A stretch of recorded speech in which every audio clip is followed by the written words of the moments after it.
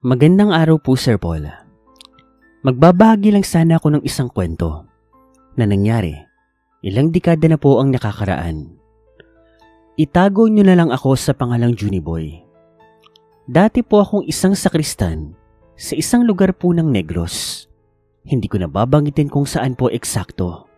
Sa totoo lang po, hindi ko naman talaga gusto ang pagiging sakristan.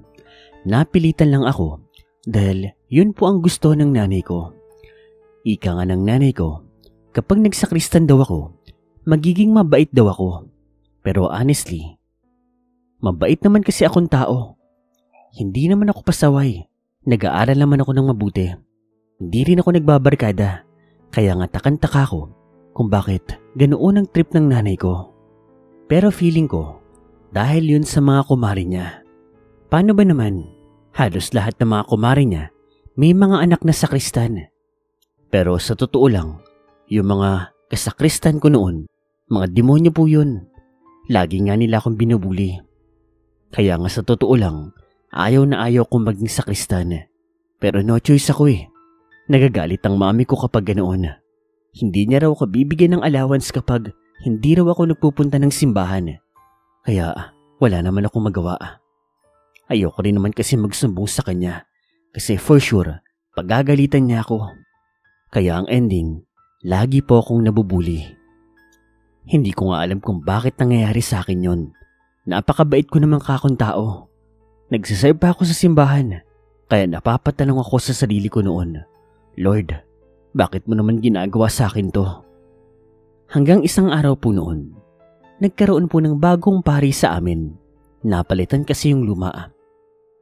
Ang pagkakaalam ko kasi, yung mga pari po, ilang years lang po sila sa isang parokya, tapos malilipat po ng malilipat.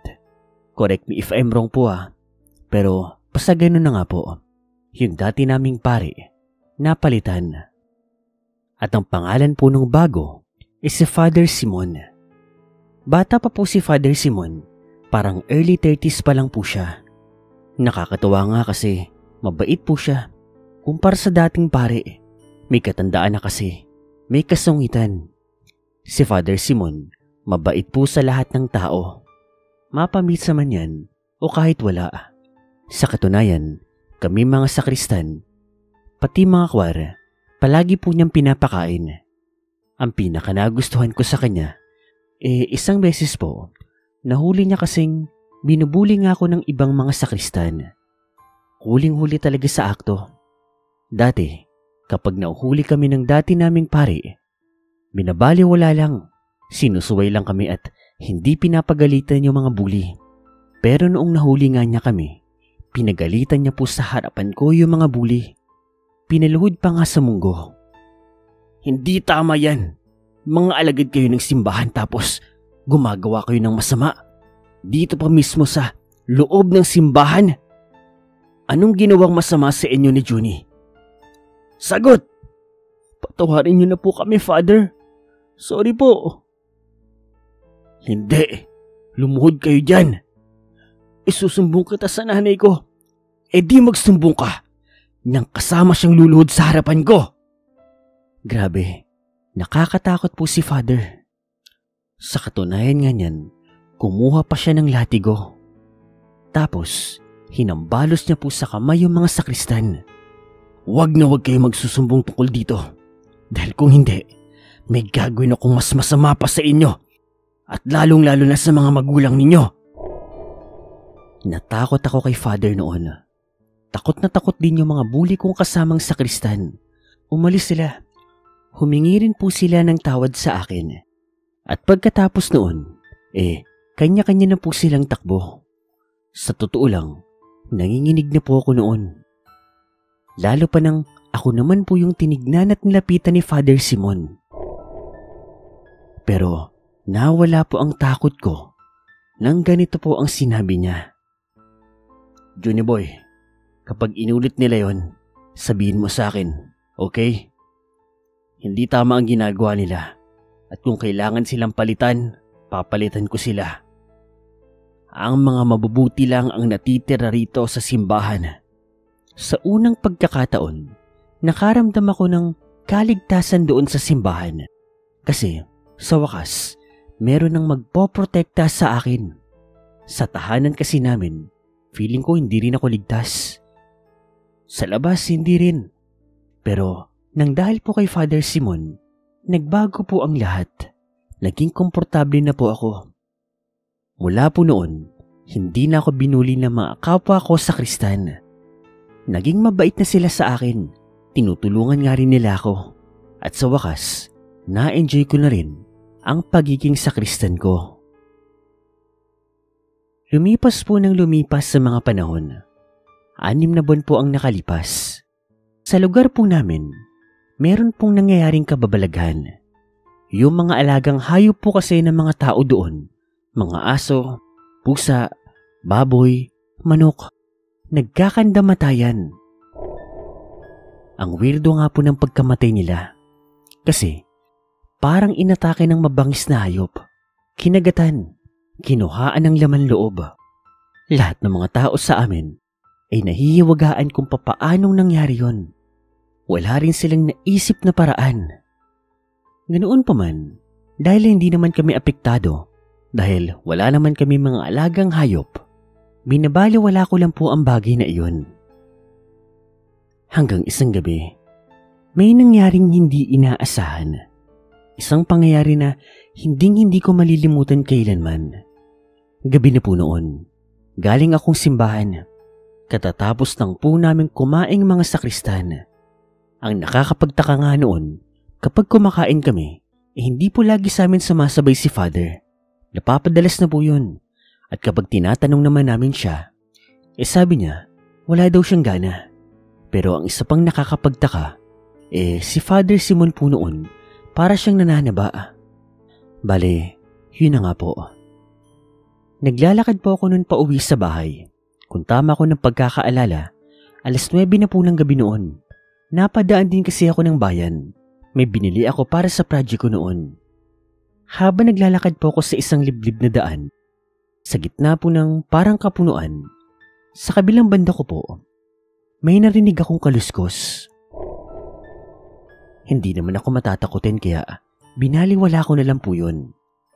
Ngunit ang sumunod kong narinig, kanta na parang pangsimbahan. At yung tinig po, pamilyar po sa akin. Boses po yun ni Father Simon. Magaling kasing kumanta si Father Simon. Dahil po sa kuryosidad, sinubukan kong puntahan yung gilid ng kahoyan. Pinasok ko po ito kasi palakas po ng palakas yung tinig. Nang medyo nakapasok na ako sa mas masukal pang lugar, laking pagtataka ko nang makita doon si Father Simon. Nakasuot pa nga ito ng pangmisa niyang kasuotan. Tapos, kumakanta pa ito ng mga kanta na pangsimbahan. Pero ang sunod kong pinagtaka, bakit merong siyang hawak na isang manok? Kasabi po ng pagkanta niya, inangat niya po ang manok sa ere. At ang pinaka nagpagulat po sa akin, noong nagbago ang kanyang itsura. Mula po sa isang normal na tao, yung mukha niya naging kulubot-kulubot, naging halimaw, nakakatakot. Naghabaan ng kanyang mga pangil at mga kuko, at walang ano-ano, sinakmal na po yung manok ng walang kalaban-laban. Isa lang ang tumakbo sa isipan ko noon, si Father Simon, ang namemerwisyo sa mga hayop sa aming lugar. Mabilis akong tumakbo ng tahimik paalis sa lugar na iyon. Umuwi po sa amin. Trumang-truma ako sa nakita ko. Hindi ako pwedeng magkamali. Isang aswang si Father Simon. Pero, bakit? Napakabuti niya. Papaano siya nagkaganoon? Baka mula una pa lang, ganoon na talaga siya. Noong gabing yun, halos hindi talaga ako nakatulog. Nababaliw ako kakaisip sa nasaksihan ko. Ngunit pagsapit po ng umaga, isang balita ang kinagulat ko. Actually, naming lahat doon sa lugar namin. Si Father Simon natagpo ang patay sa gitna ng kakahuyan. At ang kinamatay niya ay isang tama ng palaso sa kanyang dibdib. Mabilis nga akong tumakbo papunta doon sa kakahuyan at totoo nga ang balibalita. Dilatang mata ni Father Simon, may nakatarak ni isang palaso sa kanyang dibdib. Ngunit ang pinagtataka ko, tao po ang kanyang itsura. Ngayon, ang tanong na lang, sino ang may gawa noon? Bakit? At papaano? Napalagi ko, hindi na masasagot. Magpasa hanggang ngayon.